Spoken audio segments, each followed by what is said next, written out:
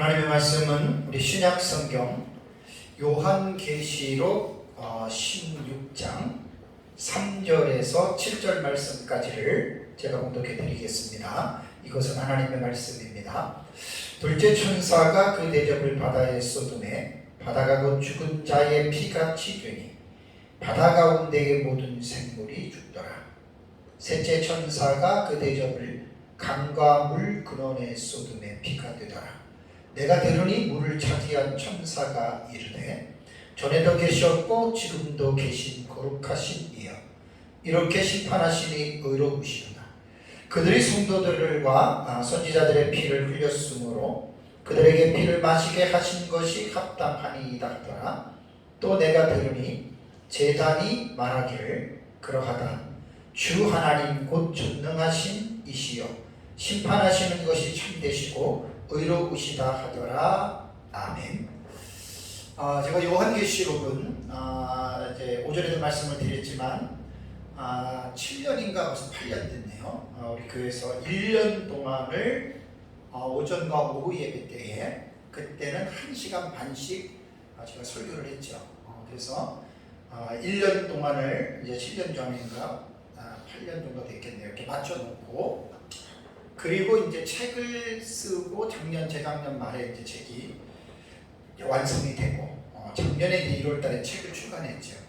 그리고 나서 이제 제가 곧바로 또 이제 책을 가지고 또 사실은 1년 정도, 1년은 좀 안 돼도 10개월 정도 제가 이제 설교를 했습니다. 요한계시록을 주에 설교를 했어요. 그러니까 8년 전에 했던 것과 2년 전에 했던 거는 차원이 조금 달라요. 8년 전에 한 거는 아마 종말론을 처음 막 배우면서 제가 했던 거기 때문에 그때의 내용하고 2년 전의 내용하고는 2년 전의 내용이 훨씬 더 풍성해요. 그래서 저희 카페에 그때만 해도 제가 이제 음성으로만 mp3로 녹음을 해가지고 카페에다가 다 올라가 있습니다. 제 설교와 강의가 한 4년치 정도가 우리 카페에 지금 다 올라가 있는데 이제 올 2월인가 3월부터 제가 이제 유튜브로 지금 휴대폰으로 찍어서 유튜브로 올리는데 그 전에는 다 음성 파일입니다. 그래서 사실은 2년 전에 했던 원고도 사실 똑같아요. 원고도 똑같은 그 원고를 가지고 하는데 이번에 제가 또 왜 그렇게 하냐면 그때는 이제 음성으로만 했었고 지금은 이제 유튜브로 그래도 영상으로 해서 또 이제 설교를 해 나가기 때문에 아무래도 뭐 우리 교회 성도 몇 명 안 되니까 우리 교회 성도들도 성도들이지만 또 이제 설교가 영상으로 자료로 남기 때문에 이제 언제든지 누구든지 정말 요한계시록을 역사적 전천년으로 또 미래적인 해석법으로 배우고 싶어하는 사람들이 의외로 많습니다. 제가 누구인지는 알지는 못하지만 또 제 책도 나오고 또 지금도 책을 쓰고 있고 하기 때문에 자료로서 이제 사실 설교를 좀 남기기 위해서 제가 또 다시 하는 겁니다.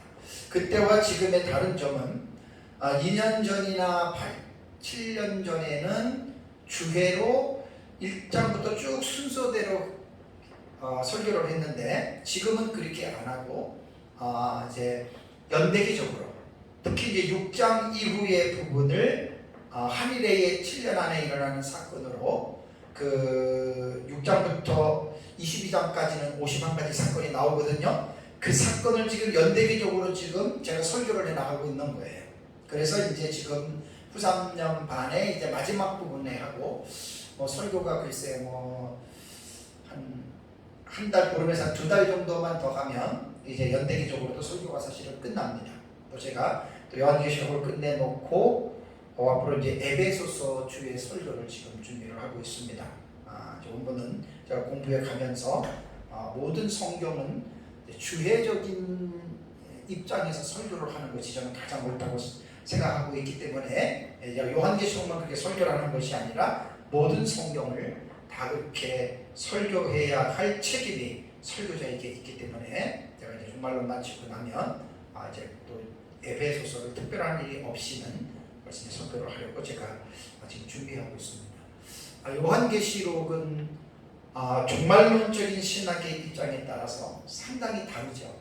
어느 정도 좀 약간 차이가 난다면 사실은 괜찮은데 하늘과 땅 차이로 달라요. 그래서 이제 요한계시록 도법에 대해서 제가 한 2달 가까이 설교를 했죠. 20시간 했으니까 설교를 했고, 그러고 나서 이제 도법 끝나고 우리가 보고 있는 한눈에 보는 요한계시록 도표, 제 책 뒤에 나온 도표를 연대기적으로 지금 설교를 좀 정리하고 있습니다. 특별히 이제 모전 예배 때 제가 설교한 것은 셋째화 7번째 나팔입니다. 그러니까 7번째 나팔을 셋째화로 부르죠. 셋째화가 7번째 나팔인데, 이것은 이제 그 기록된 순서대로 본다면 형식상 구조라고 했어요. 다시 한번 이제 총 반복을 또 할 필요가 있습니다. 7인이 총론 계시거든요. 총론 계시. 그러니까 사실 어떻게 보면 계시록 5장에 보면은 보좌에 앉으신 이의 오른손에 있는 7으로 봉인된 두루마리, 그게 7인이잖아요. 그 계시가 사실은 모든 계시가 그 안에 다 들어가 있는 거예요. 거기서 이제 파생이 되고, 그러면서 그 7인에서 모든 계시들이 진행이 되면서 이제 중간중간에 삽입이 되어지는 내용이 있거든요. 그래서 이제 도표에는 이제 총론 계시라고 7인을 제가 명명을 했고, 7인이 왜 총론 계시냐면 7번째 인은 자체적인 내용이 없어요. 다음번에 전개될 7시리즈인 7나팔이 결국 7째 인이거든요. 그러니까 7째 인 안에 7나팔이 예속되어 있다. 이 예속이라고 하는 우리말의 뜻은 딸려서 매여 있다는 말이죠. 그러니까 7나팔이 7째 인에 딸려서 지금 매여 있잖아요. 요거를 이제 우리말의 의미로는 예속이 되었다 이렇게 말을 합니다. 우리말의 의미로는. 그 다음에 나팔도 첫째에서 7번째 나팔을 보면 7번째 인과 같은 구조잖아요. 그죠? 내용은 없는데 다음에 전개되는 7시리즈가 7대접이잖아요. 그죠? 요 7대접은 7번째 나팔에 예속, 딸려서 이렇게 매달려 있어요. 요게 이제 세 가지의 7시리즈를 우리가 형식상 구조로 보는 거예요. 이렇게 딱 요걸 먼저 이해를 해야 됩니다. 그래서 지금 왜 5번째 나팔, 6번째 나팔, 7번째 나팔을 화의 3화의 시리즈로 말을 하느냐.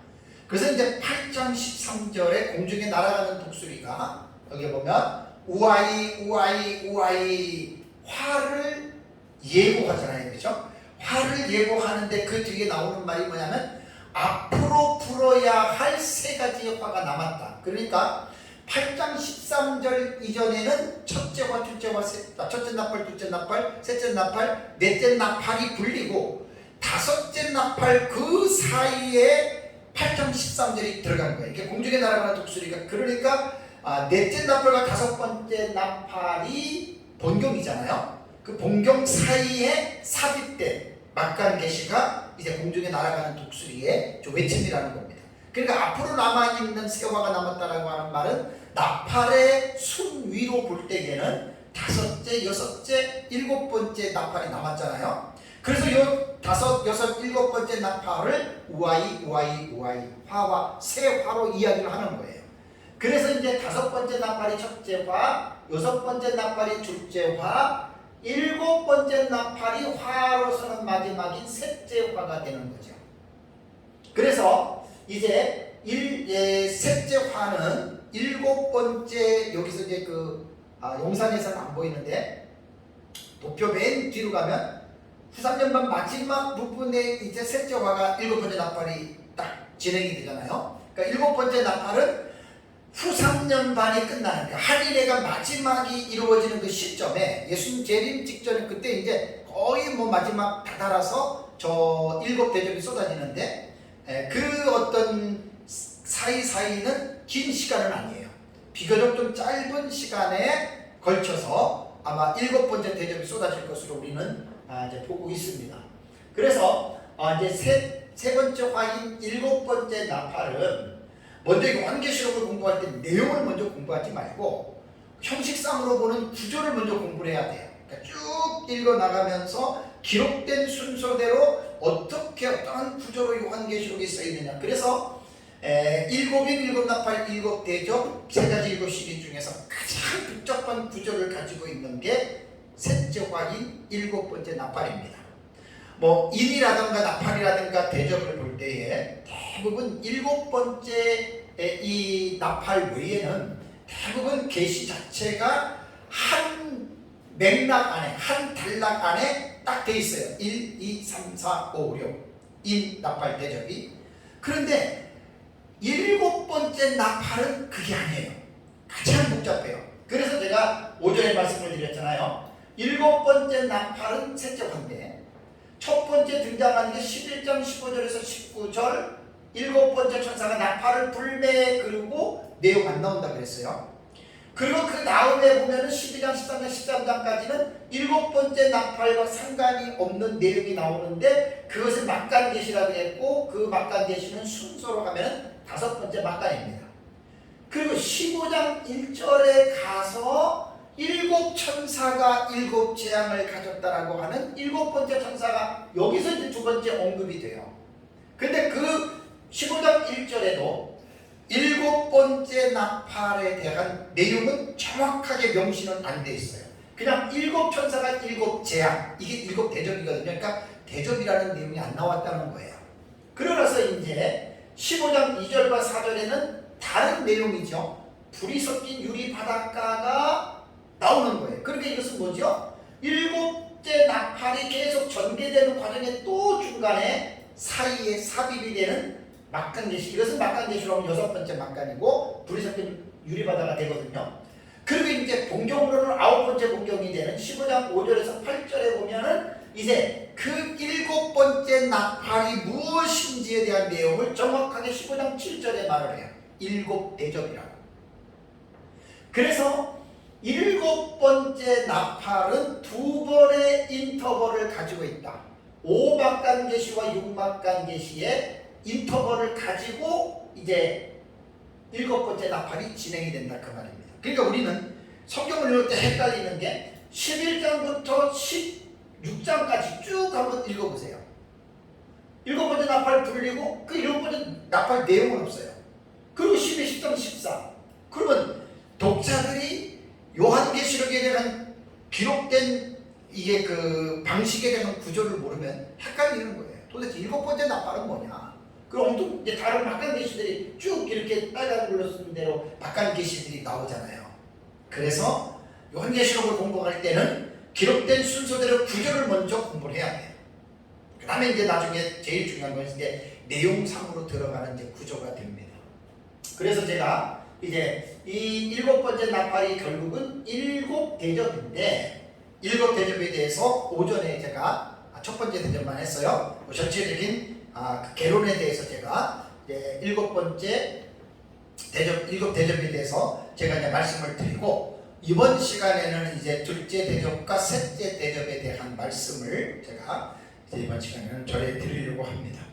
자, 그러면 둘째 대접은 그 3절을 보면 나오죠. 3절에 둘째 천사가 그 대접을 어디에다가 쏟습니까? 바다에다가 쏟습니다. 첫째 대접은 땅에 쏟았어요. 둘째 대접은 바다에 쏟음에 어떤 결과가 파생이 되냐면 바다가 곧 죽은 자의 피같이 되어 바다 가운데 모든 생물이 죽더라 라는 말이 나옵니다. 참 이게 도대체 무슨 말일까요? 둘째 대접은 그렇다면 항상 제가 성경을 했을 때 다른 것도 그렇지만 특히 요한계시록은 이 둘째 대접 사건이잖아요. 사건. 그럼 이 사건은 언제 일어나느냐는 게 언제 일어나는 거예요. 언제. 그래서 오전에 말씀드린 대로 요한계시록에 기록된 사건의 해석 방법은 5가지가 있다 그랬어요. 5가지 중에서 과거냐, 역사냐, 미래냐, 이상이냐, 아니면 종합주의냐. 이것을 요한계시록을 공부할 때는 분명하게 자기 자신이 어떤 길을 딱 정해놔야 돼요. 그냥 어떤 사람들이 이런 사람이 있어요. 종합주의처럼 그냥 다 뭐 전천년, 부천년, 세대주의, 부천년 좋은 점들을 다 갖다가 나는 사용하겠다. 그러면 어떻게 보면 다른 사람들과의 쓸데없는 논쟁이나 격돌은 일으키지는 않지만 중요한 건 뭔 줄 아세요? 분명한 정체성이 없어요. 자, 장로교, 감리교, 침례교, 성결교, 구세군 그 기독교 안에 여러 가지 교파가 있잖아요. 순복음 이렇게. 그런데 이 교파가 뚜렷한 어떤 그 교파가 형성될 때에 정체성이 있어요. 장로교는 언제 생겼고, 감리교는 언제 생겼고, 성결교는 언제 생겼고, 오순절은 언제 생겼고, 다 나름대로의 정체성이 있거든요. 그런데 이러한 정체성을 따지지 않고 모든 것들을 다 종합적으로 절충한다고 생각해 보십시오. 명색이 교회인데 교회 안에 정교회, 천주교 여러 가지를 갖다가 그냥 혼합했다고 생각해 보십시오. 저는 그게 옳다고는 보지 않아요. 그러니까 교파가 갈라진 것은 서로에 대한 장단점이 있다고 봐야 되고 어떤 그 교파에 대한 분명한 정체성을 이해해야 됩니다. 그래서 이제 이러한 정체성이 없이 막 이것저것 갖다가 막 혼합시키게 되면 사실은 그거야말로 무엇이라고 말할 수가 없는 그런 어떤 아주 혼란스러운 상황에 사실은 빠지게 되는 거죠. 그래서 저는 역사적 전천년주의 종말론에 더군다나 이제 우리는 미래적인 해석법으로 예수님 재림 직전에 한일에 일어날 사건으로 거의 역사적 전천년의 정체성은 그렇습니다. 그래서 이러한 해석법을 저는 뚜렷하게 견지해 나가는 거예요. 왔다 갔다 여기서 이 말하고 저기서 이 말하고 그런 게 아니라 분명한 신학적인 입장과 어떤 신학적인 체계를 가지고 흔들림 없이 저는 가는 거예요. 그리고 서로가 충돌함이 없이 정확하게 일목요연하게 계시록 1장부터 22장까지 이렇게 제가 지금 해석을 해나가고 있습니다. 그래서 둘째 대접이 재앙이 임하는 시기는 인 같은 경우는 첫째 인, 둘째 인, 셋째 인, 넷째 인, 다섯째, 여섯째 인이 순서대로 이루어지는 게 아니라 그랬어요. 사건이 내용상 구조를 볼 때는 사건이 도치가 돼요. 도치가 첫째 인과 둘째 인은 사건 자체가 연속적으로 이어지지만 셋째 인은 다시 하늘에 처음으로 오고 넷째 인도 하늘에 처음으로 와서 이것은 그 병행계시라고 했어요. 다섯째 인은 하늘에가 전산년 만에 끝나는 이때 되고 여섯째 인은 하늘에가 마치는 예수님 재림 때에 지구 멸망으로 가고 그래서 일곱 인 계시 중에 여섯 번째의 인은 하늘에 일어나는 그 사건들에 대한 전체적인 윤곽을 잡아주는 거예요. 그러니까 이런 차이들이 다 있어요. 근데 이제 일곱 대접은 차원이 다릅니다. 왜냐하면 일곱 대접은 그 도표에 나오는 대로 순서적으로 일어나요. 첫째 대접, 둘째 대접, 셋째 대접, 넷째, 다섯째, 여섯째, 일곱째. 이것은 그 단락의 해석법에서 제가 말씀을 드린 대로 일곱 대접은 점진적 해석법으로 보면 됩니다. 그러니까 순차적으로 이루어지는 거예요. 근데 한 가지 일곱 대접은 오전에 말씀드렸잖아요. 여섯째 인에서 하늘에가 끝납니다. 요 여섯째 인에서 예수 그리스도께서 재림하십니다. 재림하면서 한 일회가 끝나자마자 곧바로 일곱 번째 대접으로 지구가 멸망하는 이 계시의 내용이 나오는 거예요. 그래서 대접 계시는 그 점진적인 방법으로 순서대로 1, 2, 3, 4, 5, 6, 7로 일어나고 나팔에 대한 그 해석도 제가 나팔 계시 설교할 때 말씀드렸지만 첫째 나팔, 둘째 나팔, 셋째 나팔, 넷째 나팔은 동시적으로 일어나는 사건이면서 화로서 첫째와 둘째와 셋째와는 다섯째, 여섯째, 일곱째 나팔은 점진적으로 이루어집니다. 그러니까 이런 것들이 일곱 시리즈를 형식상 구조로 볼 때 이러한 어떤 그 흐름을 가지고 있다라고 우리는 생각을 해야 됩니다. 그래서 이제 둘째 대접이 임하는 시기는 바로 첫째 대접이 쏟아진 다음에 곧 얼마 안 돼요. 이거 뭐 몇 달 이렇게 걸리는 게 아니고 아마 금방 이제 두 가지에 대한 두 번째 이 대접에 대한 사건이 이제 벌어집니다. 그렇다면 두 번째는 그 재앙이 임하는 장소. 조금 전에 말씀드린 대로 첫 번째는 땅에 쏟았어요. 둘째는 천사가 대접을 바다에 쏟았습니다. 자, 바다에 쏟았는데 이제 그 재앙의 내용은 그러면 뭐냐면 이제 재앙에 대한 내용은 3절을 다시 보면은 둘째 천사가 그 대접을 바다에 쏟음에 장소는 바다입니다. 내용은 어떻게 돼요? 바다가 그 죽은 자의 피같이 되니 바다 가운데 모든 생물이 죽더라. 바다가 그냥 핏빛 이런 어떤 게 아니고 죽은 자의 피같이 됐다라고 하는 말은 죽은 자의 피가 응고가 되잖아요. 그죠? 그러니까 모든 생명체가 살 수가 없죠. 물에도 어느 정도 산소가 포함되어져 있는데 아마 죽은 피같이 되니까 아마 산소 농도도 하나도 없고 물 자체가 완전히 그렇게 막 굳어지는 이러한 상황이니까 바다 가운데의 모든 생물이 죽습니다. 다 죽습니다. 하나도 남김없이 죽습니다.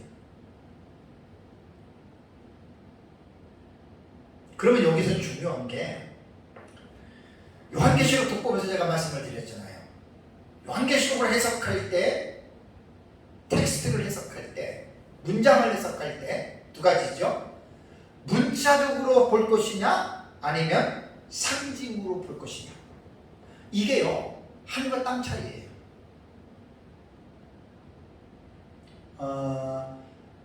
이제 요한계시록의 문장을 해석할 때 크게는 세 가지입니다. 극과 극을 말할게요. 첫 번째는 무천년주의자들은 다 상징으로 읽습니다. 그런데 한 가지 이제 중요한 게 뭐냐면 요한계시록을 이렇게 쭉 읽다가 보면은 문자적으로 읽어야 할 부분이 있고 또 상징의 기법을 많이 사용했잖아요. 해로 옷 입은 여자다. 바다에서 올라오는 짐승 7머리 10뿔. 땅에서 올라오는 짐승. 불이 섞인 유리 바다다라든가 예를 들자면 요한계시록을 보면은 이 문자적으로는 도저히 해석이 안 될 상징의 기법으로 해석한 것이 많아요. 그렇다고 모든 것들이 다 문자적으로 상징으로 해석 기법으로 기록된 게 아니라 문자적인 내용도 있거든요. 무천년은 거의 대부분을 상징으로 요한계시록을 읽어버려요. 거기에 반대적으로 극적인 반대가 누구냐면 세대주의입니다. 세대주의자들은 상징으로 안 보고 거의 다 문자로 거의 다 읽어버려요. 그러니까 무천년과 세대주의는 N극과 S극, 극과 극이에요. 거기에 비해서 우리 역사적 전천년은 요한계시록을 읽을 때 우리는 문자적 해석을 중시합니다. 이것은 칼빈이 성경을 해석할 때 그렇게 해석하라고 제자들에게 강조했던 거예요. 그래서 문자적인 해석을 중시하면서도 역사적 전천년은 문자적 해석으로 세대주의처럼 그렇게 편협하게 다 문자적인 해석을 하는 게 아니에요. 그렇게 편향된 게 아니에요. 상징으로 기록된 본문은 상징으로 해석하는 게 역사적 전천년 종말론의 이 종말론 문장 해석법이거든요. 그 문제가 뭔지 아십니까? 문자로 해석해야 될 것은 문자로 해석해야 되고 상징으로 해석해야 될 것은 상징으로 해석해야 되는데 이것이 바뀐다고 생각해 보세요. 문자적으로 해석해야 될 것은 상징으로 하고 상징으로 해석해야 될 것을 문자적으로 해석한다면 여러분 어떻게 되겠습니까? 전혀 계시의 본래의 의미를 깨달을 수가 없는 그러한 입장에 처하게 됩니다. 그래서 이제 우리는 이게 7 대접은 제가 결론적으로 말씀을 드리면 우리는 문자적인 해석으로 역사적 전천년은 이 본문을 풉니다.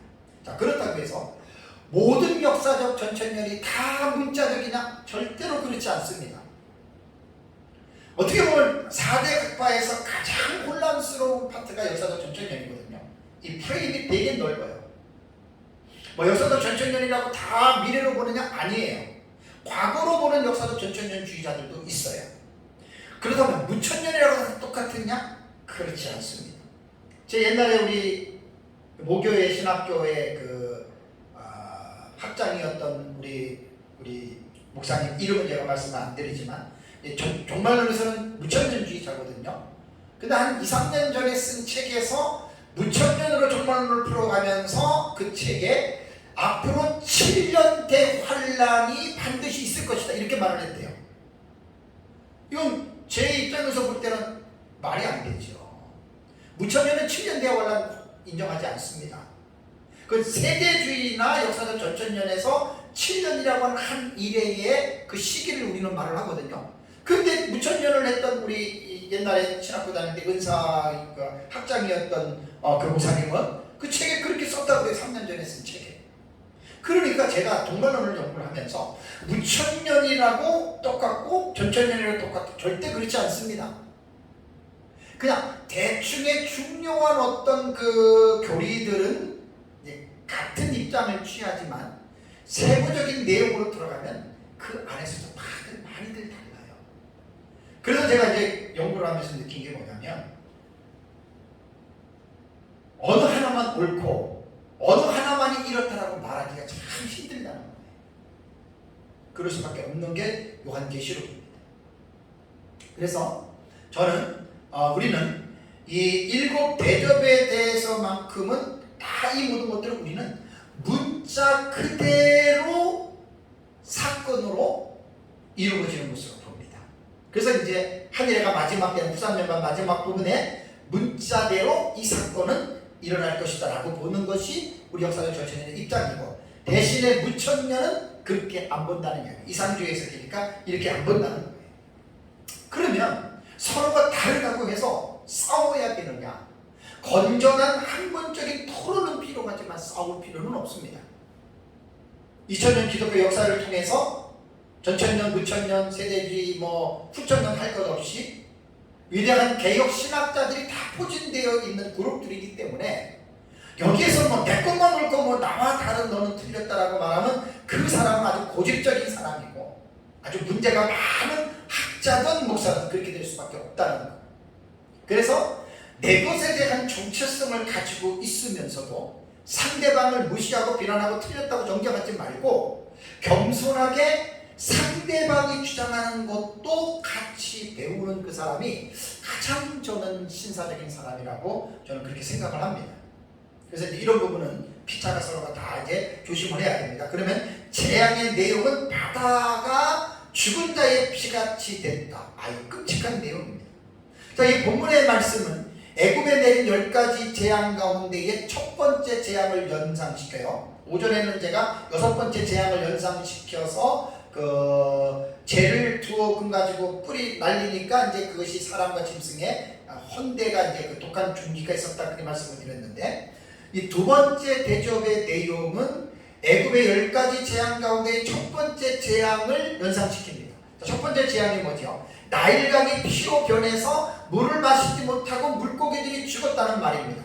출애굽기 7장 20절에서 21절을 보면 모세와 아론이 여호와께서 명령하신 대로 행하여 바로와 그의 신하의 목전에서 지팡이를 들어 나일강을 치니 그 물이 다 피로 변하고 나일강의 고기가 죽고 그 물에서는 악취가 나니 애굽 사람들이 나일강 물을 마시지 못하며 애굽 온 땅에는 피가 있으나 라고 이렇게 말을 했잖아요. 그러니까 둘째 대접 재앙은 애굽에서 내린 재앙과 비교를 할래야 할 수가 없는 게, 애굽에 있는 그 곳은 강이잖아요. 강. 근데 이 둘째 대접은 장소가 바다입니다. 물론 이제 셋째 대접은 강에 대한 그 범위가 나오는데 어쨌든 애국과는 어쨌든 비교할 수가 없어요.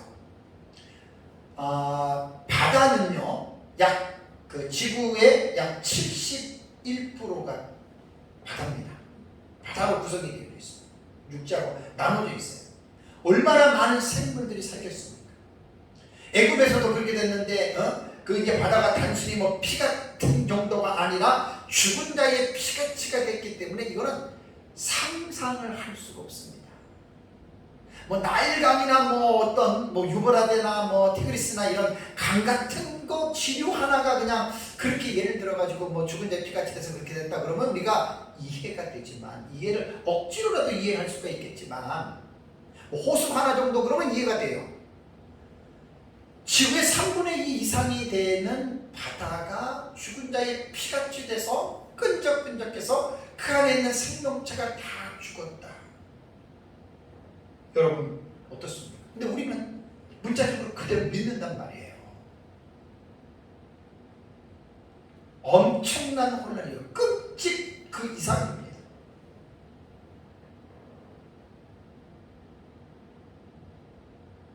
지금 바다를 통해서 인간이 생존하는 데에 많은 도움을 받고 있어요. 어류, 또 바다에서 나오는 금속들 엄청납니다. 근데 그런 것들이 언제까지인지 모르지만 중단이 된다. 바닷가에 사는 사람들은 그 물고기를 잡아가지고 생활하고 먹고 팔고 하는데 올수록이에요. 이거 참 생각만 해도 너무나 끔찍한 일입니다. 그런데 바다에 대해서 하나님이 심판하신다고 하는 말이 놀랍게도 구약 성경에 나옵니다. 스바냐서를 보세요. 스바냐서 1장 2절과 3절에 보면은 이런 말이 있습니다. 스바냐서 1장 2절과 3절. 여호와께서 이르시되 내가 땅 위에서 모든 것을 진멸하리라. 요메르와 일록입니다. 여호와께서 말씀하시되, 요메르 가라사대입니다. 뭐라고 말씀했습니까? 하나님이 내가 땅 위에서 모든 것을 진멸하리라. 이 문자적으로 읽어야 돼요. 모든 것 진멸합니다. 뭐라고 했습니까? 내가 사람과 그 다음에 짐승을 진멸하고, 그 다음에 공중의 새와, 그 다음에 뭐예요? 바다의 고기와 거치게 하는 것과 악인들을 아울러 진멸할 것이다. 내가 사람을 땅 위에서 멸절하리라. 나 여호와의 말이니라. 자, 스바냐서 1장 2절과 3절에 기록된 이 여호와의 말씀이 진실입니까? 거짓입니까?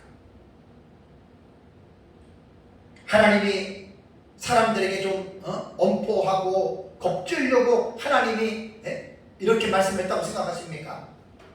아니죠. 하나님은 진실하신 분이시기 때문에 거짓을 말할 수가 없습니다. 하나님의 말씀이 참입니다. 참. 그렇다면 지금까지 이 세상에서 부분적인 심판과 부분적인 멸망은 있었어요. 노아의 홍수 빼놓고. 그렇다면 스바냐서 1장 2절과 3절은 이 사건은 그러면 언제 일어날 것인가를 생각해 봐야 돼요.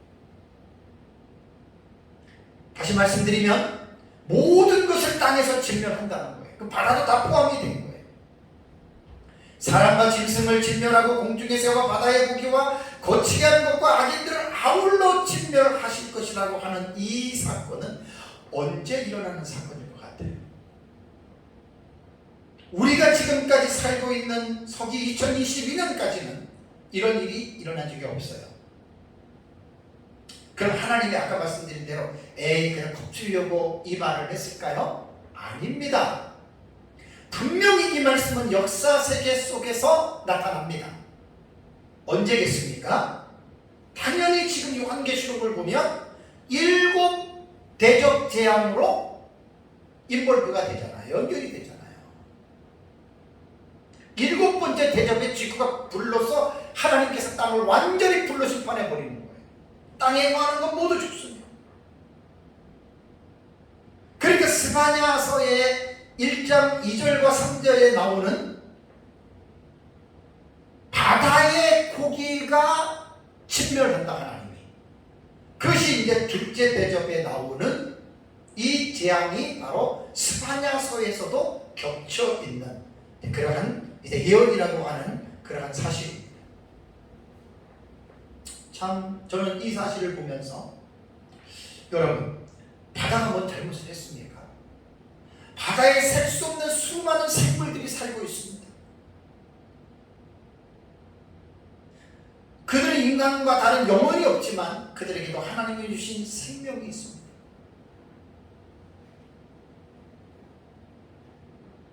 그 바다에서 살고 있는 모든 생명이 바다가 죽은 자의 피같이 되어서 다 죽어버립니다.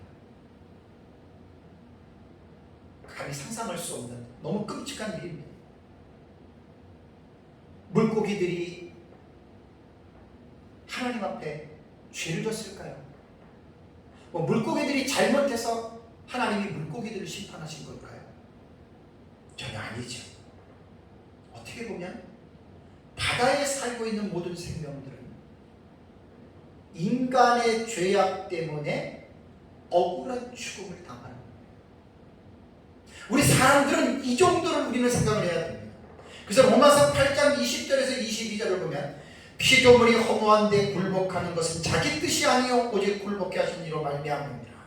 피조물이 굴복해요. 그 다음에 그 피조물에 바라는 것도 피조물도 썩어짐의 종노릇한 데서 개방이 되어 하나님의 자녀들의 영광의 자유에 이르는 것이니라 라고 말하면서 피조물이 다 이제까지 함께 탄식하며 함께 고통을 겪고 있는 것을 우리가 아느니라 라는 말을 했습니다. 자, 피조물들이 왜 고통을 당합니까? 왜 피조물들이 지금 탄식을 하고 있습니까? 이거는 피조물들의 죄 때문에 그런 것이 아닙니다. 바로 인간들의 죄 때문에 아무런 죄가 없는 피조물들이 지금 고통을 당하고 있는 것이죠. 정말 끔찍한 재앙입니다. 자, 그럼 재앙을 받는 대상은 누굴까요? 여기에는 오전의 첫째 대접에는 성도들이 포함이 안 되지만 두 번째 대접에는 성도들도 피해를 당하는 거예요. 어차피 세상에서 바다를 통해서 먹고 살던 성도들이 갑자기 바다에서 인간의 어떤 생명을 유지하는 그러한 음식의 그런 자체가 끊어지니까 당연히 성도들도 간접적인 피해를 입게 되고 땅에 있는 모든 사람들이 지금 둘째 대접으로 인해서 지금 피해를 받고 있다라고 하는 말입니다.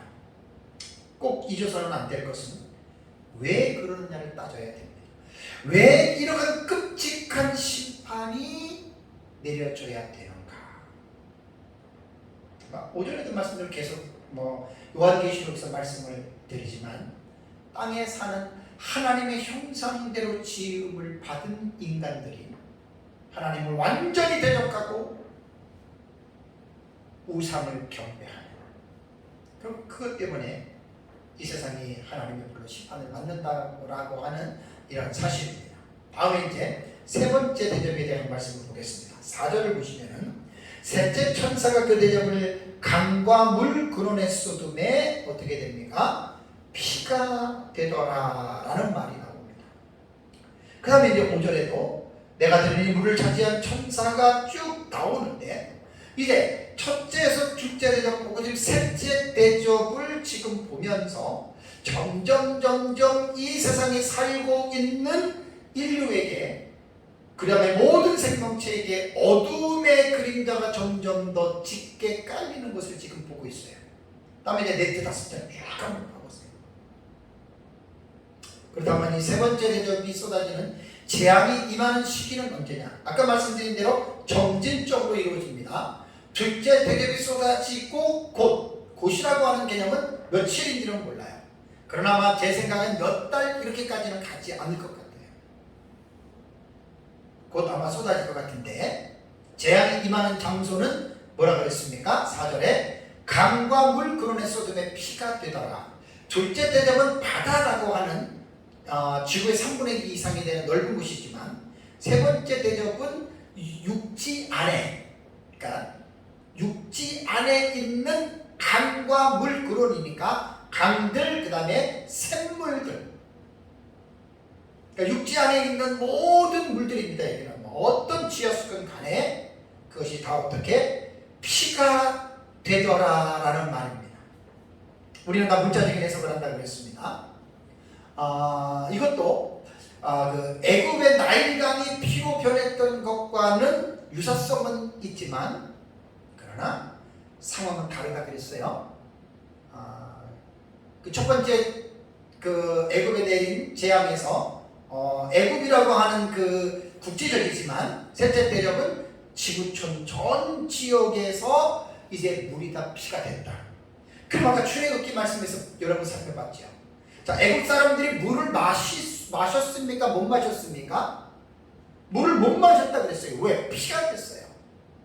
나일 강물로 먹고 씻고 했던 사람이 강물이 피가 되니까 물을 마시지 못했어요. 똑같은 거예요. 셋째 대접이 쏟으니까 강과 물구름이 피가 되면서 물속에 있는 생명체 다 죽습니다. 강에 있는 물고기도 다 죽습니다. 그런데 지하수든 어떻든 우리가 각 지역마다 흐르는 강에서 이제 정수를 해가지고 수돗물을 먹는데 그 물이 전부 다 지금 어떻게 해요? 피가 됐다라고 하는 사실입니다. 피. 모르겠습니다. 급히 어떤 정수의 어떤 기능을 통해서 어떤 정수를 해서 사람들이 마실지 안 마실지는 저는 그걸 모르겠지만 어쨌든 이 웬만한 데서는 물을 마시지 못합니다. 그러면 이 기간이 얼마간의 기간인지는 모르지만 단 며칠이라 하더라도 이 기간에는 물을 먹고 샤워를 하고 씻어야 되고 심지어 아이들에게 우유를 타줄 때도 물로 타주잖아요. 보통이 아닙니다. 또 그리고 물 자체가 순수한 H2O가 되어야 되는데 피가 섞이게 되면 그 순수한 물로서 움직일 수 있는 사회 간접 자본 시설들이 작동이 되지 않습니다. 그러니까 사회 전체가 얼마나 큰 혼란에 여러분 빠지겠습니까? 그래서 우리가 성경을 그대로 셋째 천사가 대접을 쏟는 이 계시의 말씀을 우리가 잘 보고 있으면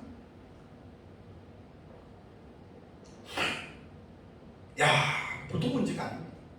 그래서 여러분 15장에 보면은 하나님의 진노 중에 마지막 재앙이라고 그랬죠.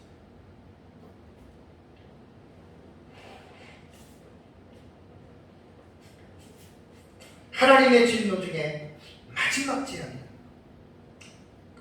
상상을 전대미문과 미충류의 제가 재앙이라고 오전에 말씀을 드렸죠. 지금까지 들어보지도 못하고 지금까지도 이런 일을 본 적이 없는 그게 바로 일곱 대접 재앙이 들어가요.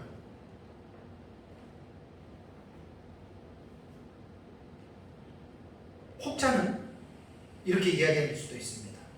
어떻게 사랑의 하나님이 이거는 감히 상상할 수도 없는 어쩜 이런 끔찍한 일을 일으킬 수가 있겠는가 의구심을 갖습니다. 그리고 기독교 하나님은 사랑의 하나님이 아니고 하나님은 불의하신 분이다라고 하나님에 대해서 실문하고 따집니다. 그런데 성경에는 답이 있습니다. 5절을 볼까요? 16장 5절을 보니까 내가 들으니 물을 차지한 천사가 이르되, 자, 물을 차지한 또 천사가 있어요. 전에도 계셨고 지금도 계신 거룩하시니요. 이렇게 심판하시니 뭐라고 했습니까? 의로우시도다. 불의해야 될 텐데, 그죠? 어떻게 지구촌에 지구 안에 육지 안에 모든 물들이 지금 피로 됐는데 둘째 천사의 둘째 대접에서는 바다가 다 피로 돼가지고 바닷물에 쓰지 못하고 들어가지 못하는데 이제는 땅 안에 있는 지구 안에 있는 그 물의 근원들과 강이 다 피로 됐는데 어떻게 천사가 그 심판을 보고 의로우시다라고 이렇게 말을 할 수가 있는가? 한 가지 특징이 뭡니까? 5절에 보면 물을 차지한 천사라고 할 때에는 천사는 하나님의 도구잖아요. 하나님의 일을 수종드는 수종자잖아요. 그래서 성경을 보면 물을 다스리는 천사도 나오고 바람을 주관하는 천사도 나오고 불을 주관하는 천사도 있고 천사들이 자기들이 하는 그 사역들이 아주 매우 다양합니다. 어쨌든 본문에서는 이제 물을 주관하는 천사라고 이렇게 말을 하는데 계시록 10장 1절과 14장 18절에도 이 물을 주관하는 이러한 천사에 대한 내용이 나옵니다. 그래서 이 천사에 의해서 온 세상에 육지 안에 있는 모든 물이 피로 바꾸어지는 일을 수행하는 것으로 우리는 보아야 됩니다. 그런데 우리가 이해하지 못할 게 어떻게 그것이 하나님의 심판이 의롭다라고 말을 할 수가 있는가? 우리가 세상을 살아가다 보면 저 일은 너무 불합리해. 저거는 저렇게 되면 안 돼. 우리는 나타나는 결과를 보고 의아하게 사람들마다 느낄 수가 있거든요. 근데 여러분, 왜 그 일이 일어나야 되는지에 대한 이유와 근거를 알게 되면 나름대로 수긍이 되는 부분들이 상당히 많이 있습니다. 자, 16장 6절과 7절을 한번 보세요. 16장 6절과 7절을 보면 그들이라고 하는 말은 뭐냐면 지금 세상의 사람들이 피물로 인해서 고통을 당하는 그 세상 사람들을 말하는 거예요. 그들이 왜요? 성도들과 선지자들의 피를 흘렸으므로 그들에게 피를 마시게 하는 것이 합당하니이다 하더라. 급한 해답이 나오잖아요. 왜 세상 사람들이 지금 하나님의 이게 심판의 일원이거든요. 지금 이게 바다각지가 죽은 자의 피같이 되고 또 강물과 물샘의 근원들이 피가 됐다라고 하는 말은 하나님께서 이 세상에 내리시는 심판이라고 하는 사실입니다. 그러니까 하나님의 심판이 그들에게 피를 마시게 하신 것이 합당하니이다 라고 말을 하는 거예요. 사람이 물을 먹지 못하고 갈증이 심하면 죽어요. 자, 내가 지금 물을 마시지 않으면 당장 죽는데 내 앞에는 핏물이 놓여 있어요. 그 핏물이라도 먹으면 나는 살 수 있는데 내가 핏물 때문에 나는 안 먹어. 그럼 그 사람은 죽어요. 100이면 100, 1000이면 1000 다 핏물을 마십니다. 이게 인과응보예요. 심은 대로 거듭니다. 세상이 그 93년반 지난주에 제가 설교한 걸 기억나세요? 그 거짓 선지자도 그렇고 93년반에 성도들이 많이 죽습니다. 왜 죽어요? 짐승에게 경배하지 않는다고 죽여요. 17장 계시록 17장 6절에는 음녀가 성도들과 예수의 증인들의 피에 흠뻑 죽여버려요. 그러니까 많이 죽인다는 거예요. 그러니까 하늘의 어떤 마지막 어떤 그 시점으로 딱 들어가 버리면 적그리스도가 이제 들어서면서 엄청나게 교회와 성도들을 핍박합니다. 핍박 정도가 아닙니다. 죽입니다. 이거를 꼭 기억하면서 사셔야 됩니다.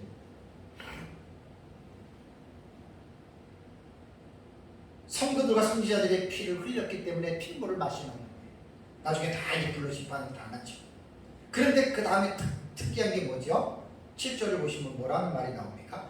제단이 말하기를, 제단이 뭐라고 말을 해요? 그러하다 주 하나님 곧 전능하신 이시여 심판하시는 것이 참되시고 의로우시도다 라고 또 제단이 이 말을 하는 거예요. 그러니까 물을 차지한 천사가 하나님의 심판이 의롭습니다 라고 말을 했는데 또 제단이 또 말을 해요. 제단이 말을 하는데 그러하다, 거기에 이게 어떻게 보면 화답이에요. 화답. 제단이 화답하는 거예요. 그러면서 하나님이 심판하신 것이 참되고 의로우시다라고 하나님이 행하시는 일의 심판의 정당성을 지금 부여하고 있다라고 하는 사실이죠. 그래서 셋째 대접의 재앙이 세상의 거민들로 하여금 핏물을 마시게 하는 이유가 이제 93년 만에 이 상황으로 볼 때에는, 자, 주중인 기억나시죠? 1260일 동안 하나님의 불사신의 권세를 받아서 전 3년 반 1260일 동안 성도들을 깨우는 사역을 하죠. 1260일 마치면 어떻게 돼요? 전 세계적으로 두중인들 다 죽지요. 그게 핏값이에요. 93년만 들어가기 전에 죽고 그들이 부활해서 승천하잖아요. 두중인들이. 그 순교의 피를 흘리게 한 대가로 엄중한 심판임을 제단과 물을 차지한 천사의 입을 통해서 여러분 말을 하고 있다라고 하는 이제 그러한 사실입니다.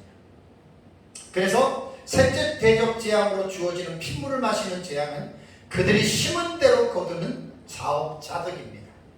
자기가 심은 대로 거두는 자업자득이라는 하는 것이에요. 그래서 이 말씀으로 미뤄볼 때 후 3년 만에 대환란을 통과하는 성도들이 얼마나 극심한 피해죠. 이것도 간접 피해죠. 물을 못 마십니다. 모르겠습니다. 하나님이 특별하게 어떤 그 부분에서 또 물을 뭐 이렇게 정수해서 마시게 할지 그거는 저는 모르겠지만 어쨌든 엄청난 이 예비처에 있는 그 성도들은 상관이 없어요.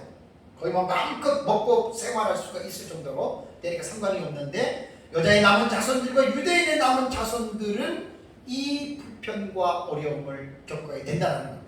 그렇다고 핏물을 마셔서 죽는 것은 아니에요. 그렇다면 하나 우리가 본문에 생각할 수 있는 것은 제단이 말을 했다 그랬습니다. 그럼 도대체 제단이 뭘까? 제단이라고 하는 이 단어요. 디스테리 아닌가 그런 단어인데 제가 이제 설교할 때 뭐 2년 전에 했던 거하고 좀 본문을 많이 좀 줄였어요. 정말 막 줄였는데 여기서 제단이 말했다라고 하는 말, 요 단어를 제가 이렇게 봤더니 이 제단이 말을 했다라고 하는 말은 중성, 속격, 단수로 다 되어져 있습니다. 제단이라고 하는 명사도 중성, 속격, 단수고 말하다라고 하는 동사도 중성, 속격, 단수, 능동태로 되어져 있습니다. 엘러 레고 디스테리우스인가 그 재단이라고 하는 단어가 있거든요. 그러면 여기에서 재단에서 나오는 말이라고 하는 이 재단은 인격체가 아닌데도 이게 단수 속격으로 중성으로 좀 되어져 있는데 재단 그러면 우리가 이게 뭐 성전의 재단 이 단을 말을 하잖아요. 그 재단이 말했다. 조금 우리가 이해하기 좀 그렇지만 여기에서 재단에서 나오는 말의 화자 곧 말을 하는 재단이 도대체 누구냐? 약 4가지 정도의 해석이 있을 수 있습니다. 첫째는 하나님을 섬기는 천사들이 말을 했다라고 볼 수가 있고 두 번째는 하나님 보좌 주변에 있는 24장로들이 말을 했다라고 할 수도 있고 그 다음에 세 번째는 네 생물 중에 하나 그냥 뭐 단수이기 때문에 뭐 24장로도 다가 아니고 한 명 이렇게도 말할 수가 있는데 어쨌든 그렇습니다. 또 하나 아니면 그냥 그들 모두가 다 하나님의 심판에 합당하다는 합창일 수도 있다. 근데 이것은 단수이기 때문에 이제 합창으로 보기는 좀 애매한데 어쨌든 제단이 말한다라고 하는 말은 누가 말을 했느냐 그게 중요한 건 아니에요. 어쨌든 지금 이게 천상에서 이루어지는 지금 상황이기 때문에 제단에서의 말하는 것도 물을 차지한 천사가 말을 하는 화답의 차원에서 나오는 말이고 중요한 것은 하나님의 심판이 불의하지 않고 의롭다라고 하는 이것이 여러분 중요한 거예요. 공통점. 그러니까 우리는 인간은 살다 보면 죄성이 있기 때문에 어떤 일을 자행할 때에 어떤 분노에 의해서 복수심에 의해서 막 인간은 그냥 뭐 어떤 뚜렷한 것 없이 막 오버해서 할 수가 있지만 하나님은 사람이 아닙니다. 절대 하나님은 사람이 아닙니다. 창조주이십니다. 그래서 하나님의 심판은 단순한 심판이 아니라 단순한 어떤 감정적인 분노에 의해서 이루어진 것이 아니라 이 세상을 창조하신 창조주로서의 심판의 타당성과 정당성을 지니고 있다는 하는 것이죠. 어느 누구도 창조주 하나님에 대해서 왜 바다와 강의 핏물로 만들어서 우리를 하여금 괴롭히느냐 그렇게 질문할 수가 없다라고 하는 말이에요. 창조주 하나님으로서 타당성과 정당성을 가지고 있기 때문에 어느 누구도 하나님 앞에 따질 수가 없다라고 하는 말이죠. 우리가 세상을 살아가면서 우리 개인이 겪는 일 중에 때로는 이해하지 못하고 하나님에 대해서 혹시나 하는 마음에 원망하거나 하나님에 대해서 불의하지 않으신가라고 되물을 수 있을 때도 혹 있을 수 있습니다. 그러나 분명히 알아두어야 할 사실은 어떤 개인이 생각하는 뭔가 이거는 불의하다라고 생각하는 것처럼 하나님이 하시는 일에는 불의한 일이 없다라고 하는 사실을 꼭 기억하시기 바랍니다. 절대로 하나님 앞에서는 불의한 일이 없습니다. 다 하나님의 기쁘신 뜻대로 심판이고 무슨 일이든 간에 하나님이 하시는 일은 다 정당합니다. 다 의롭습니다. 하나님은 인간이 아니기 때문에 그렇죠. 그럼 재앙을 받는 대상은 누구인가? 재앙을 받는 대상은 이제 강과 물구렁이 다 죽은 자의 피같이 되니까 당연히 성도들도 여기서 간접적인 피해를 얻습니다. 예비처에 들어가 있는 성도들은 전혀 상관이 없고 여자의 남은 자손들과 유대인의 남은 자손들은 당연히 간접적인 피해를 입을 수 있다는 것입니다. 요한계시록을 연구를 하면서 왜 마지막 때 예수님 재림 직전에 살아가는 성도들이 왜 성령 충만하고 죄를 미워하고 왜 거룩한 삶으로 예수님의 재림을 준비해야 되냐면 바로 이 후삼년반에 임하는 끔찍한 재앙과 심판들로 벗어나기 위해서 하나님의 예비처를 들어가기 위해서 여러분 깨어 있어서 신앙생활을 해야 된다고 하는 사실입니다. 그래서 신약성경에 보면 예수님의 말씀에도 너희는 스스로 조심하라. 깨어 있어라. 정도 없고 흠도 없이 평강 가운데 예수를 만날 준비를 해라. 그 신약성경에 하는 말이 그거예요. 예수 믿고 구원받았으니까 이제 막 됐고 내 맘대로 살면 되고 뭐 복을 받아가지고 내 하고 싶은 대로 다 누리면서 사는 것이 신약시대 성도들이 아니에요. 사단이 우는 사람처럼 두루다니면서 삼킬 자를 지금 그 기회를 호시탐탐 지금 노리고 있는데 우리들이 깨어있지 않고 스스로 조심하지 않고 하나님의 말씀과 성령으로 충만하지 않으면 우리들도 마귀의 밥이 순간적으로 될 수 있다고 하는 사실.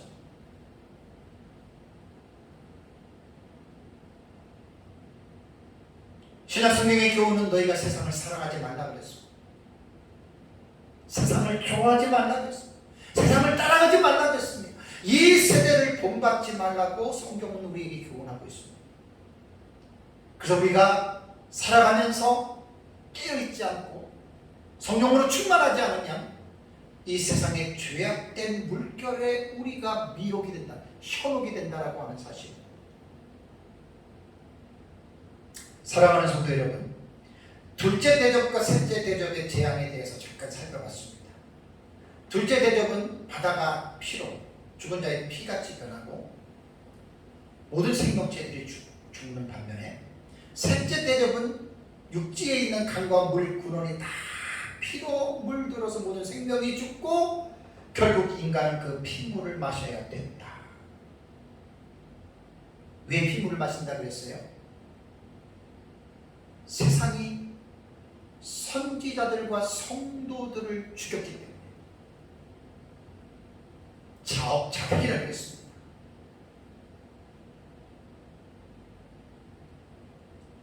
저는 이 둘째와 셋째 대접의 내용을 보면서 전에도 설교할 때 늘 말씀을 드렸지만 바다에 사는 생명체들과 강에 사는 생명체들이 여러분 인간이라면 일말의 양심이 있다면 미안하지 않아요. 바다의 물고기들이 막 때로 막 폐사되고 그러면 그게 이제 인간의 뭐 잘못, 예를 들자면 그 독극물 같은 거를 막 풀어 넣어가지고 막 그냥 그 물고기들이 막 폐사하면 사람들이 볼 때 참 좋네 이런 사람 어이없잖아요. 참 못됐다 누가 했는지 이렇게 보잖아요. 그죠? 지금 이거는요 바다 전체와 강과 물구름에 있는 모든 생명체가 지금 죽었습니다. 우리 그 죽음을 보면서 도대체 이 죽음의 원인이 도대체 어디에서부터 시작됐느냐를 정확하게 여러분 우리는 이해를 해야 합니다. 그것이 바로 인간의 죄 때문이라는 거예요. 피조물들의 잘못이 아니에요. 인간의 죄 때문에 결국 피조물들이 죽임을 당하는, 말로 형용할 수 없는 이런 고통을 당한다라고 하는 사실입니다. 이것은 창세기 3장 17절과 18절을 보면 아담이 하나님의 말씀을 불순종하고 선악과를 따먹은 다음에 하나님께서 주시는 페널티 안에 이 말씀이 들어가 있습니다. 아담에게 이르시되 내가 내 아내의 말을 듣고 내가 내게 먹지 말라 한 나무의 열매를 먹었은즉 땅은 너로 말미암아 저주를 받고라고 하나님께서 페널티 가운데에 이 말이 들어가고, 땅이 뭔 잘못을 했어요? 하나님의 형상대로 지음을 받은 만물의 영장인 아담이 하나님 앞에 범죄했기 때문에 그 범죄로 인해서 죄 없는 피조물인 땅이 저주를 받고, 그 다음에 18절 보면은 땅이 내게 가시덤불과 엉겅퀴를 낼 것이라 내가 먹을 것은 밭의 채소인직이라고 이렇게 말을 했습니다.